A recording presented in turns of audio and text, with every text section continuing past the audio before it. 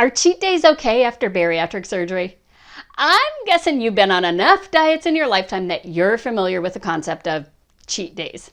You know, those designated days where you essentially have a free-for-all when it comes to food. You eat anything and everything you want. Sometimes it's once a week, sometimes it's once a month.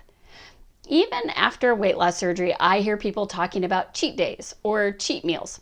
So let's take a closer look at cheat days, how they became popular, the pros, the cons, and some alternatives.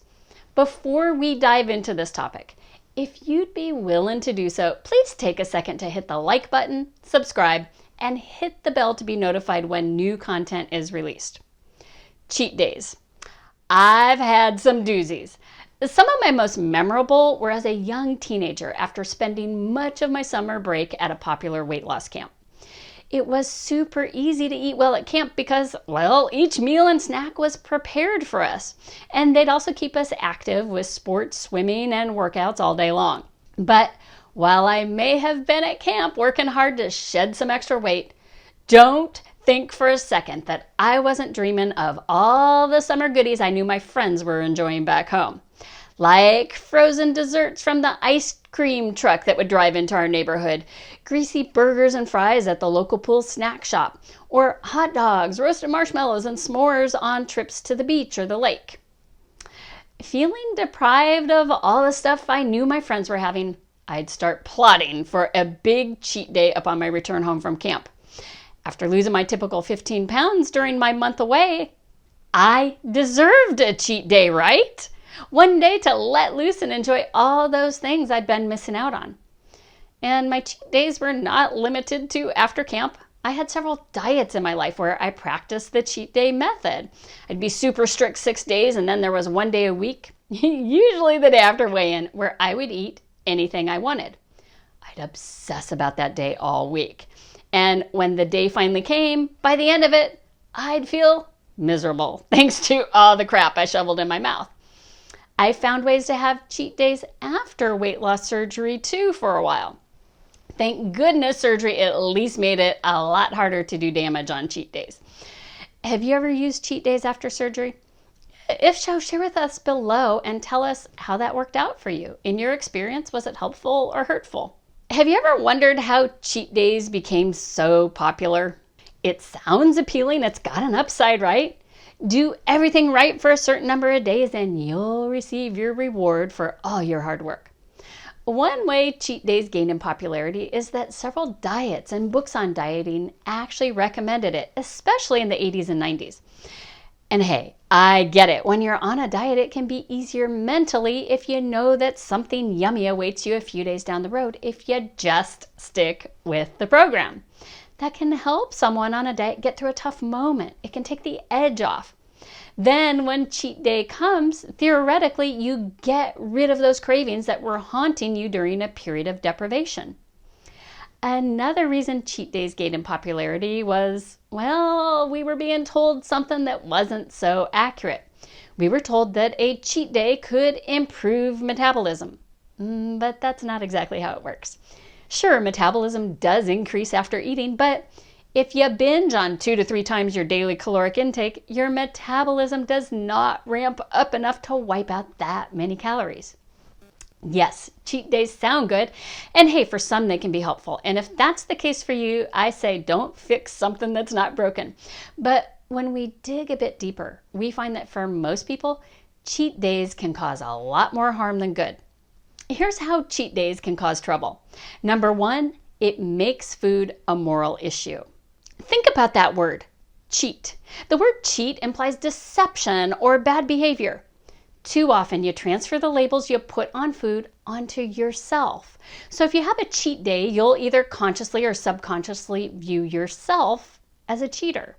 You'll view yourself as deceptive for engaging in this practice. Food is not a moral issue.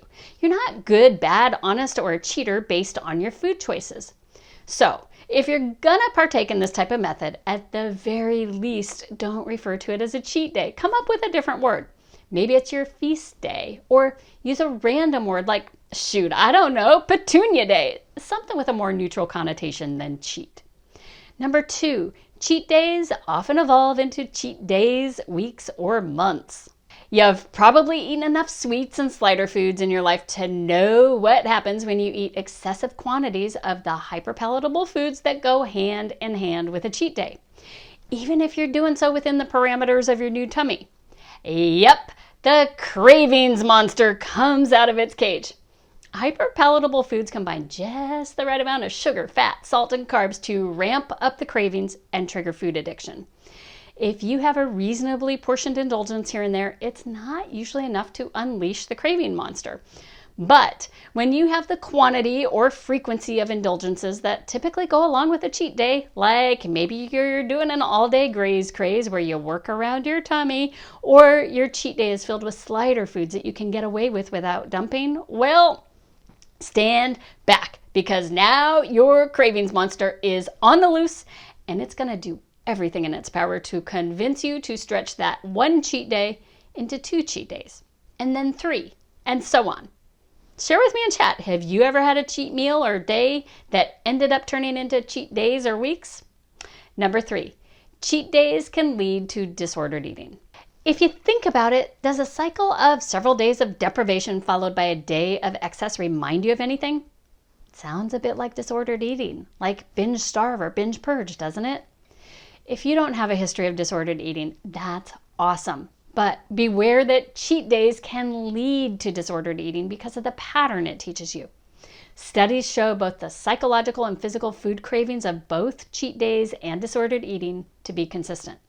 Not only that, when you engage in disordered eating patterns, feelings of shame or guilt often creep in. Yes, you may have technically allowed yourself to eat all this food on that particular day, but you know deep down inside that how you behave on a cheat day does not reflect the lifestyle you desire. Listen, you are going to have cravings, and that's okay. I don't think any of us had surgery with the intent of never having a cookie or a bite of chocolate again.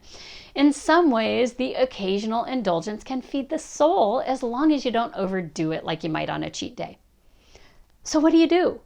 I've got a few suggestions to consider, but as with anything, you may need to adapt the 3 tactics I'm about to recommend to align with your doctor or nutritionist recommendations. Always check with them to determine what's right for you. The first thing is that if you're gonna have indulgences, plan them. You might wonder, well, why is a planned indulgence different than a cheat day? And that's a great question. A cheat day is a wild and crazy free-for-all. Control does not exist. Planned indulgences are within your control. These are reasonably portioned indulgences that are integrated within your normal eating. My personal rule of thumb is that when you do plan an indulgence, keep it less than 20% of what you consume. Less than 10% is even better. Whether you decide that based on volume or calories is your choice. The thing is, when you balance indulgences with nutritious choices throughout the day, you avoid throwing your body and mindset completely out of whack. Next, answer your cravings. If you've been craving something for days or weeks, that's often a signal that it's not going to go away unless you feed it. Answer the craving, but I suggest doing so in a controlled manner like we just spoke about. You can also add safety mechanisms. If you're going to indulge, put in place what I call safety mechanisms, like portion and access controls. For instance, here's how to portion control. If you plan for chips, buy 1 small single serving bag. If you're craving cookies, get a single cookie, not a box or a whole bag of cookies.